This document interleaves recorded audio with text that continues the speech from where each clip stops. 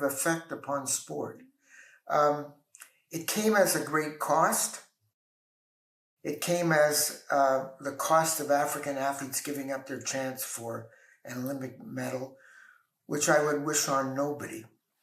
But when the leaders of international sport saw the determination of Africa to do something about apartheid and bring the struggle against apartheid to world sport, they gradually moved, in some cases 180 degrees, and began to support that struggle.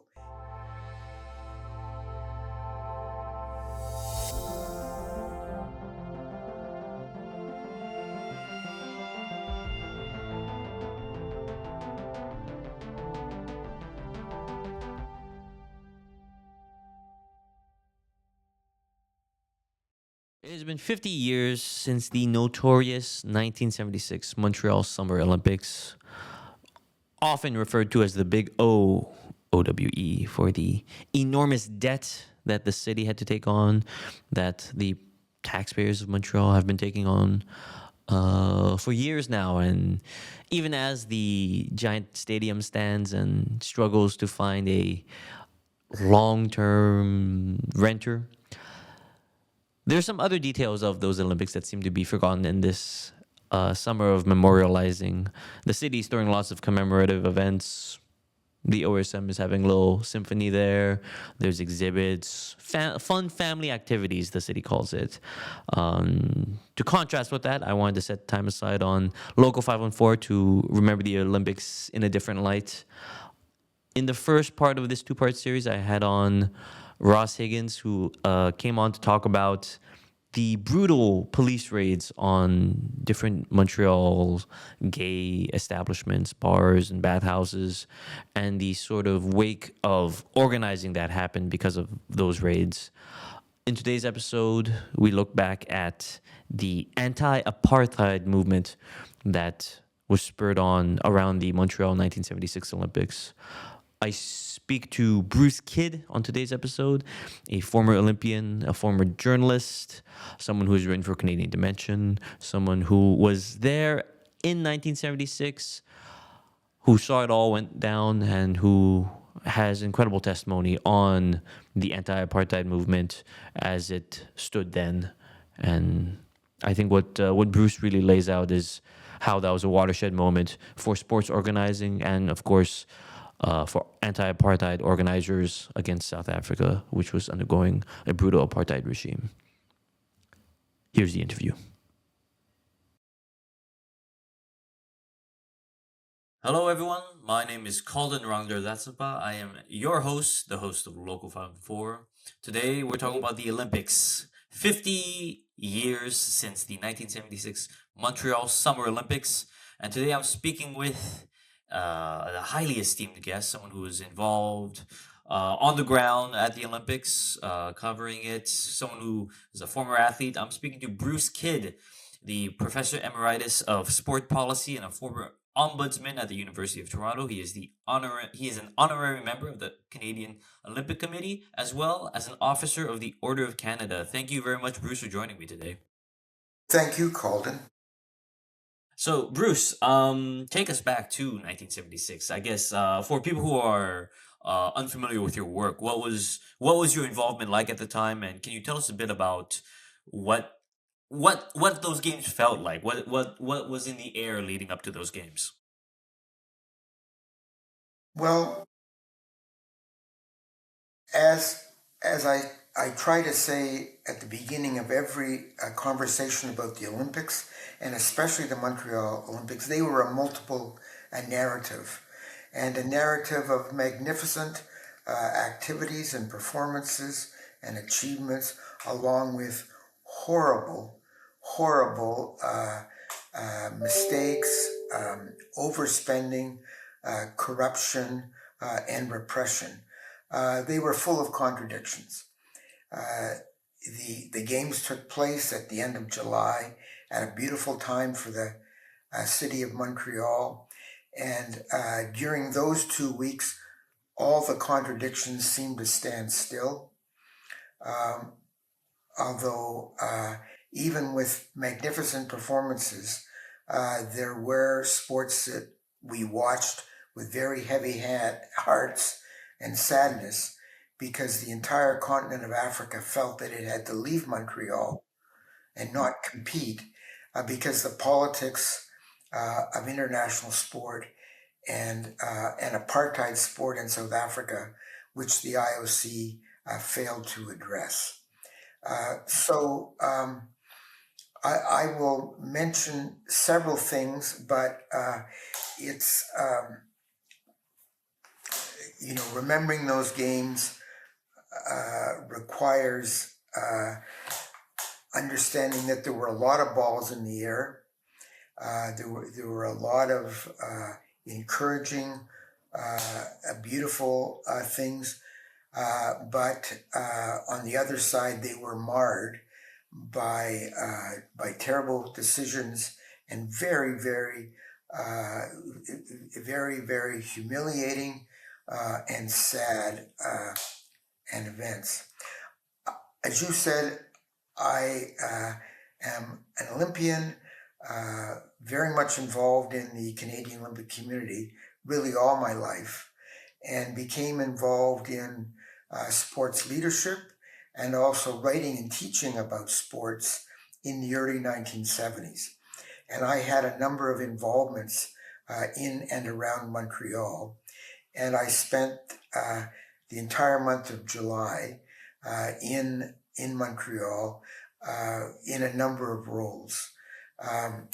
On the creative side, I was a leader of a remarkable organization called the Artists Athletes Coalition for the celebration of the Montreal Olympics in cultural terms, and was involved in two cultural projects that were part of the Arts and Culture Festival.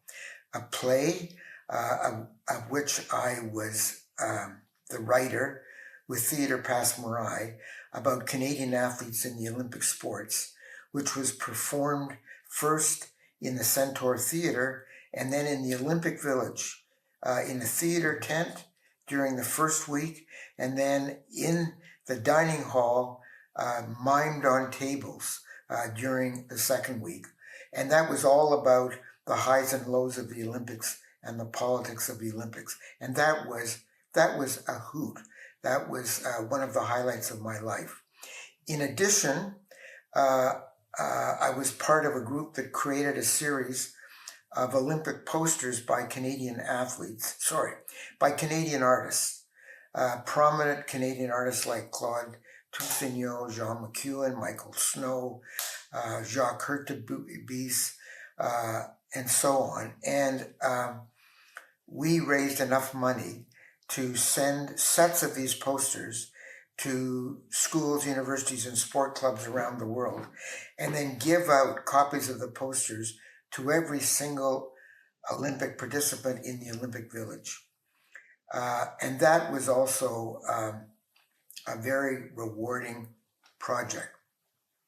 I was a journalist for those games, and lucky enough to cover those games for CBC Radio, CJAD Radio, and wrote articles for Weekend Magazine. I had a monthly column in Canadian Dimension, a socialist magazine published in Winnipeg. So I was going all the time. I had privileged access to the village, to the events, and I just was around the clock.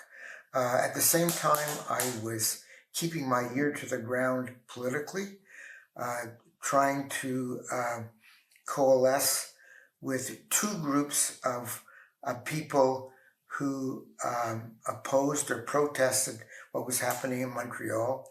The environmental group Green Espace Vert.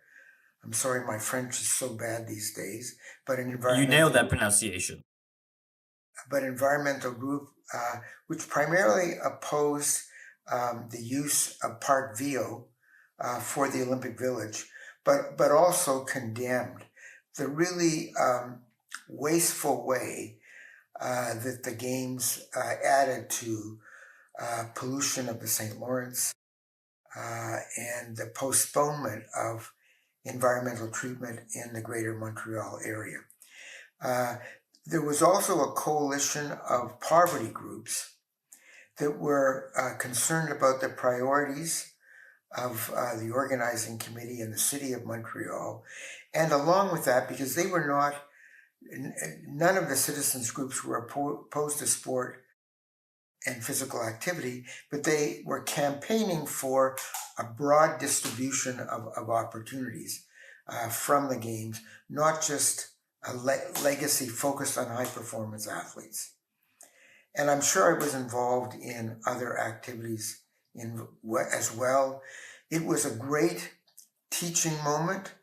I brought my students down to Montreal, both prior and after the games, had connections with colleagues in other universities and colleges there. So it was a buzz. And thirdly, because of my involvement in the fight against racism and apartheid in sport, which really began a decade or more earlier when I was a young athlete in the Commonwealth Games, and participated in the very first games from which South Africa had been excluded because of apartheid, and was radicalized by that experience and the discussions among other athletes in the Commonwealth and then the Olympic Village, was very much an ally to what became the international campaign against apartheid sport. And Montreal brought activists from many countries, certainly the United States, Australia, and Canada, the exiled anti-apartheid fighters from the United States and Britain and Europe and some European countries. And we had I didn't organize it, was one of the churches in downtown Montreal, organized a colloquium to talk about the current state of the campaign. In the week prior to the games, when the African leaders of the anti-apartheid movement were negotiating with the IOC about taking a stand against the New Zealand rugby tour of South Africa, which began on the very day of the Soweto uprising, which was brutally repressed by the South African government. So we were there. We immediately reached out to the African leadership, Abraham Ordia, Sam Ramsamy, John Claude Gonga, and others. And while they were negotiating around the clock, we were there trying to provide political support for them. I can tell you,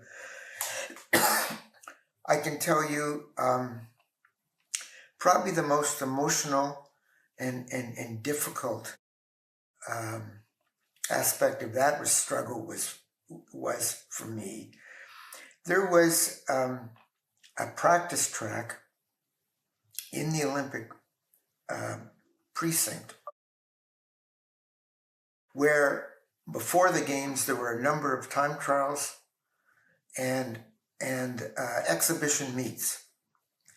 And day after day, the African runners there were smashing Canadian records, challenging world records, challenging Commonwealth records. If you went out to the track at the right time, you saw these remarkable, and you know, I'm a track and field athlete. I was a Commonwealth Games record holder. So, and I tried to come back to make the Montreal team and wasn't successful. So it was very much a part of my life to see these amazing performances. And when when the IOC refused to deal with New Zealand and South Africa and just said, well, it's rugby, it's not an Olympic sport, and there are all kinds of reasons why they didn't respond. But in response, the African leadership, in discussion with the Organization of African Unity in Africa, decided to take all of their athletes home. A decision that deeply weakened, if not ruined, the track and field events. I mean, there were remarkable athletes who stayed, who won their events. We saw some remarkable performances, but in track and field and boxing, those games always had to be asterisk games because the entire world was not there. And anybody who knew track and field watched the Olympic events in the stadium with a very bittersweet viewpoint, because you were watching these amazing performances. Alberto Wantarina, John Walker, Lasse Viren, just brilliant performances. But the Africans who could have chased them and even beat them had left. And that was just a huge emotional blow. And nobody watched that week of track and field. And as I said, I covered it for CJAD, could not watch it with very contradictory, in a very contradictory spirit. So, as I've said, it was a week of contradictions. I can go on about the legacy. You've probably got questions lined up. Most of the politics, I will say this about Olympic Games, and this was characteristic of FIFA too. Most of the politics are played out and argued in the build-up to games. And then when the games start, politics stop, the contradictions stand still, and the world rejoices in the sport. And then afterwards, the politics resume. It was that way in Montreal, and I would say the debate over the legacy goes on to this day, as you are doing in your podcast, and congrats for that. The one difference about Montreal, though, is that even though the contradictions for the most part stood still, anyone involved in track and field and boxing was deeply saddened by the absence of the African athletes. I'm not sure, and I'm sorry if I'm going on too long. Oh, no, it's totally fine. In your questions, you asked me why the world has forgotten the African boycott. And it shocks me as, an oldie that they've forgotten that boycott, because it was so much a part of the experience of watching Montreal in 1976, and it had such a transformative effect upon sport. It came as a great cost. It came as the cost of African athletes giving up their chance for an Olympic medal, which I would wish on nobody. But when the leaders of international sport saw the determination of Africa to do something about apartheid and bring the struggle against apartheid to world sport, they gradually moved, in some cases 180 degrees, and began to support that struggle. In Montreal, within days of the walkout, track and field and soccer, the largest two international federations at the time and today, both expelled South Africa, which up till then they had refused to do so, and put in place a process by which over the next months and years tightened the cordon against apartheid South Africa. In Canada, they led the Canadian government to introduce a Commonwealth policy in 1998, which became the Gleneagles Agreement, which shut the Commonwealth down for the most part from the representatives of apartheid sport. So anyone who has a sense of the history of progressive causes in sport will point to Montreal as very difficult decisions for the Africans and the representatives of the repressed majority in South Africa, but that walkout worked, and I have no doubt that was. I mean, the Canadian journalists went on about how Africa has sacrificed their athletes against their will to this walkout. Nothing I heard from the athletes, nothing I heard from the delegations, and nothing I heard back in Africa indicated that. And at the time, and to this day, I have a brother who lives in Southern Africa. He went to Africa with CUSO in the 60s and basically has forged his career in international development. And at the time, he was living in Gaborone, Botswana. And after the games, I traveled to Botswana to visit him. And he took me out to the university, and because I was well known, I was asked to give a talk on Montreal for the broader University of Botswana community. And I spoke in a large hall, 200, 300, 400. It was their biggest hall, and it was packed. I'm not making this up. It was packed. And I'm going to tear up. I still remember this. When I talked about the African boycott, the entire audience stood up and cheered. And I turned to the chair of the meeting and I said, what does this mean? And he said, you should know, and the world should know, that everybody in Africa thanks these athletes for what they've done to fight against racism and for the spirit of Africa. It was so powerful. I've never been in a more viscerally moving event than just telling them briefly about this boycott. That boycott reverberated through Africa, and that also sent a message to the rest of the world to take the fight against apartheid seriously. An incredible recollection of those years and those decades that you've spent organizing, reporting on the Olympics, games, and sports abroad. I think I'm really touched by that last story you shared about this powerful moment of solidarity, of celebration that was that you got to participate in.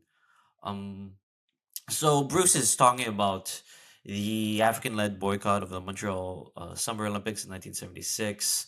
That was in response to the New Zealand rugby team's tour of apartheid South Africa. The IOC refused to remove New Zealand, and thusly it sounds like the entire African contingent of the Olympics kind of left. One thing I'm really curious about is what I want to know is what was. I think you've shared the perspective of other athletes, other track and field stars. Talking about competing at this Olympics without having their African competitors sort of competing, and there's sort of maybe a bit of sadness or melancholy around that. I'm kind of curious. What was the general public's sort of reception of this boycott at the time? That's a good question, and I would have to go back and read the media account I think many people were puzzled. There were some who criticized the Africans, and there were certainly those who were involved in the Canadian anti-apartheid movement who understood it and defended it. And by the way, it was a very difficult moment for some of the leading athletes from New Zealand in track and field who were progressive and who were embarrassed. Not all, but there were New Zealand athletes who were also deeply saddened that friends from Africa felt they had to leave because of the taint of the New Zealand rugby tour. So I would say there was not a unanimous or uniform response to the boycott from either the Canadian public or the international community, but the leadership of sports where Africa was significant, who really had ambitions to be world sport, they got it instantly. I'm kind of curious. Had you seen that kind of mass boycott of a international sporting event prior to that? I'm wondering if there are precedents to that kind of boycott. Well, all during the 60s, there were discussions in the United States among Black athletes and their allies, and I was an ally then, because that movement, led by Harry Edwards, most known for the Black Power victory salute of Tommy Smith and John Carlos on the victory stand in Mexico. But that movement raised the possibility of boycott. The boycott call was very strong among athletes who were not in the Olympic sports. Among Olympic athletes, it was very hard. I mean, I would never tell anybody else to give up an opportunity, but I always said I would respect them for whatever they did, because in the 60s, I was a graduate student for a while in the United States, and I certainly knew the extent of racism in U.S. sport. And in the end, instead of it being a boycott movement, it became a protest movement, and the victory salute was part of that protest. But certainly during the 60s and subsequently athlete boycotts were contemplated. They were, I would say, the majority of athletes in Canada opposed them. In the anti-apartheid boycott continued to call out supporters of South Africa for the next decade until apartheid was overturned in 1990. In the 1986 Commonwealth Games in Scotland, the Prime Minister of the UK at that time, Maggie Thatcher, being a strong supporter of apartheid South Africa, there was an international call for a boycott of those games. As the Canadian director of the international campaign against apartheid, I called on the Canadian government and I called upon Canadian athletes to join in that boycott in solidarity. And all of Africa did not go to those games. Sadly, even former athletes that I coached just refused. They were so angry with me.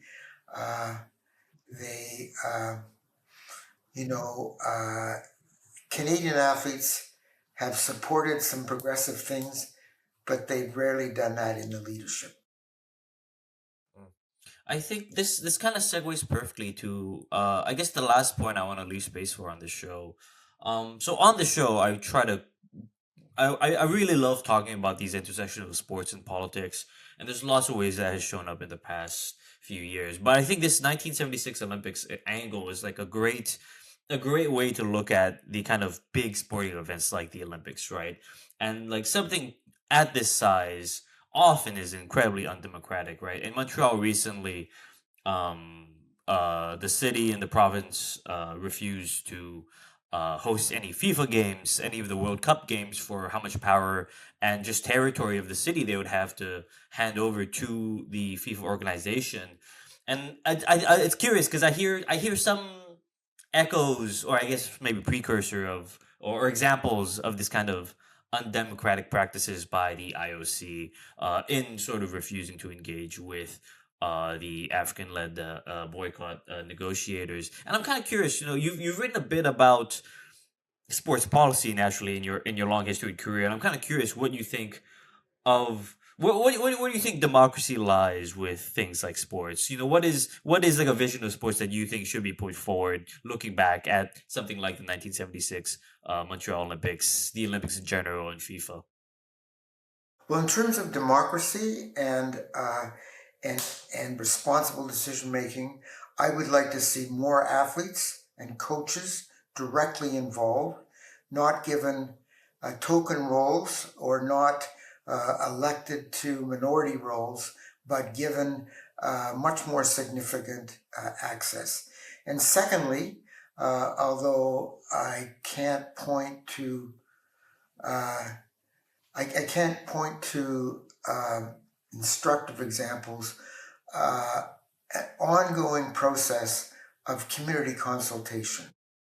I mean, I like the fact that Sport Canada is a line department of the federal government and directly responsible to elected officials.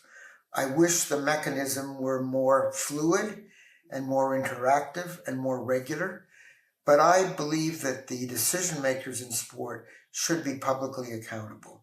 And we're a long way for that. You know, in professional sport, I've long argued that the continentalist cartels, the NHL, the NBA, and so on, should be they should either, I mean, calling for public ownership, as I have for 50, 60, 70 years, is a pipe dream. But certainly there should be public accountability. They should be regulated, not only for, you know, whether their arenas comply to municipal bylaws, but for other things in the public interest, the extent to which they contribute to sport development, the extent to which access to these games is is affordable and accessible. So we're a long way from that. We've gone through a very concerted period of time where corporate power is triumphant and rarely questioned. We have a situation where in most of Canada, one media corporation, Rogers, controls the public presentation of sport at a very high level. So we need to question that, and thank you for your show. And we need to assert more democratic control. I see Montreal and Quebec as a progressive jurisdiction. I mean, one of the legacies of Montreal, and one of the things I think you were going to ask me about was the sporting legacy of Montreal. On August the 1st, 1976, I was not hopeful there would be much of a legacy from the Montreal Olympics at all. There was a huge debt. The games had been run by a narrowly inaccessible corporation. Facilities threatened to become white elephants. Despite the excitement generated by the games, there had been no plans put in place to follow up on that excitement with new opportunities. One of the most important lessons of sport development. However, and I've learned this, I've learned this in a way that's forced me to eat some of my own words in the 50 years since, is that the inspiration and the example and some of the facilities in Montreal did have not a straightforward positive legacy, but a positive legacy brought about by determined Quebecers and mostly Francophone Quebecers. What we need to understand about the Olympic movement is that prior to 1976, Quebec usually meant McGill and Westmount. And if you look at the composition of, quote, Quebecers on Olympic teams, they were Anglos from McGill and Westmount. Most of them came from the Montreal Amateur Athletic Association. A story, and there's wonderful stories here, and I don't want to take away from anything, but Francophone Quebec was largely excluded. The composition of Francophone Quebec on teams would have been 1 or 2% in some years.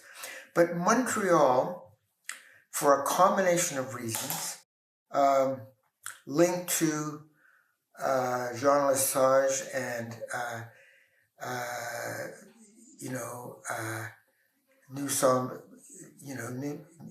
Nous sommes maîtres, and then the PQ and the whole independence movement. And there were other antecedents, remarkable antecedents in a nationalist sports movement, and some of the religious orders, both male and female, proved to be powerful exemplars of teaching sport. But as a result of Montreal, Quebecers started creating programs for Quebecers and starting fighting for access. And I would say Quebec is now the most progressive institution in Canadian sport. And facilities like Claude Robillard, which were taken over by the city, and I give the city of Montreal full credit, were opened up in a really democratic way. Inexpensive instruction was provided, etc. So both the spirit and the material conditions for the city of Montreal really became beneficial for a huge number of people in a way that we've never seen before. It didn't happen as much in other parts of Canada, in English-speaking Canada, but it certainly happened in Montreal and Francophone Quebec. And that was, I didn't see this in 1976. I now say, legacies can have long fuses, but that is something that we have to acknowledge today. Wonderful, wonderful. Of course, I think it's interesting hearing that comparison, I guess, when we look at Calgary, when we look at Vancouver, and I guess those other examples of Canadian Olympics hosting and approaches to that infrastructure and the legacies that they also have. And I would say both those games with which I was associated did have benefits, real benefits. They could have had more if strategies to engage many more people were built into them from the beginning. But both games created facilities and programs that are still being used beneficially to this day. The question is, and we began with this, do you have, as long as I've been alive, the major strategy of sport development in Canada is to get an international body to give us a major games and use the investment in those games to excite the politicians and the Canadian public to engage in sport. do we really have to suck up to the IOC and the Commonwealth Games Federation and these other international bodies to get the facilities and programs we need? Or can't we do it by ourselves? I was privileged to get to know Mayor Drapeau during the 70s, initially as mutual critics, fiercely debating the cost of the Montreal Olympics. But he convinced me that his overall goal was to improve opportunities for Canadian sport. And he argued that the only way to do it was to stage an international games to get governments and corporations on side. I would counter and I'd say, Mr. Mayor, that's crazy. Why don't we just do it ourselves? And he would laugh and he would put his arms around me. He was a very endearing man. And he'd say, Bruce, you just don't understand. In this crazy-making country, it would never happen. You need a major games in order to get other governments to put money in. So that was a debate we had for the last years of his life. I remain on the other side of that. I'd like to think on general principles, we could invest in the sport that we need. Mm-hmm. We don't need to stage international games to build facilities for our own people. The facilities always require us to build way more seating capacity than we need. Mm-hmm. Why don't we just build the facilities that we need? Anyway, that was a lesson from Montreal that I learned then, and I remain unrepentant. Wonderful. Well, thank you so much for setting time aside, coming onto a show, talking about these multiple different interventions of yours, experiences with the Olympics, with speaking to Mayor Jean Drapeau, as well as your involvement in the anti-apartheid organizing in Canada. Bruce Kidd, thank you very much. Oh, thank you, Colin. Thank you.